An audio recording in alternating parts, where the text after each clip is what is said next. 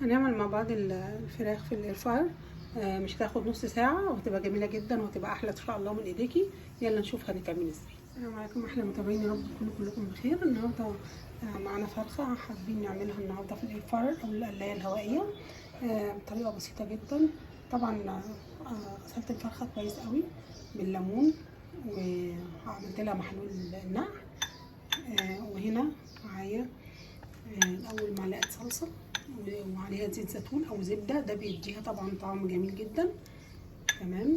البهار بتاعي هنا التتبيله بتاعه البهارات، الكركم، زعتر، روزماري، لو حتى الزيوت بتدي زيوت عطريه جميله جدا لاي طيور، الحبهان، الملح، البهارات المندي او بهارات المشاوي بتاع الفراخ زي ما تحبي او المتاح عندك، البابريكا، والفلفل الاسود. طيب هنعمل ايه؟ هنبتدي الاول ناخد الخلطه بتاعتي دي اللي هي عباره عن صلصه وزيت زيتون او زبده، وندهن بيها الفرخه كلها كده بالطريقه دي زي ما انت شايفه، كلها كده نوزع عليها كلها.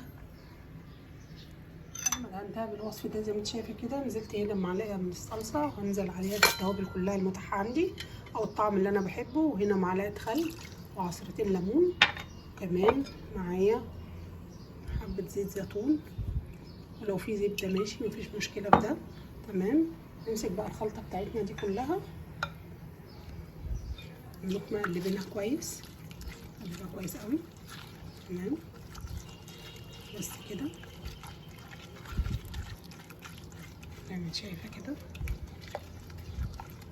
واي تطعيم بتاع ده، اي طعم انت حابه تحطيه او نكهات تحطيه، بس اهم حاجه الاساسيات بتاعتنا اللي هو الزيت او الزبده، ومعاكي كمان الصلصه. انت شايفه كده لفيناها بالخلطه اللي احنا عملناها، بتقعد من ساعه لساعتين. انت شايفه كده حطيناها بعد ساعتين ما كانت في التتبيله في الاير فراير، وبعدين هنقفل بقى كده ونروح مشغلينها. نشغل الطير بتاعنا نص ساعه درجه الحراره 200. تمام. بعدين زي ما انت شايفه كده هي باينه اهي. بعد الزمن ما يخلص نشوفها كده هل استوت ولا محتاجه وقت تاني، وهكذا نشوفها بعد ما بعد ما استوت. طبعا الريحه تحفه جدا. زي ما انت شايفه كده حطيت لها بوكيه جرنيه، لو حابه تحطي معاها شويه خضار مش هتقولك لا، اي حاجه انت حابه تاكليها معاها حطيها. وطبعا عملت الاختبار بالشوكه كده، الدنيا تمام وهي استوت زي ما انت شايفه.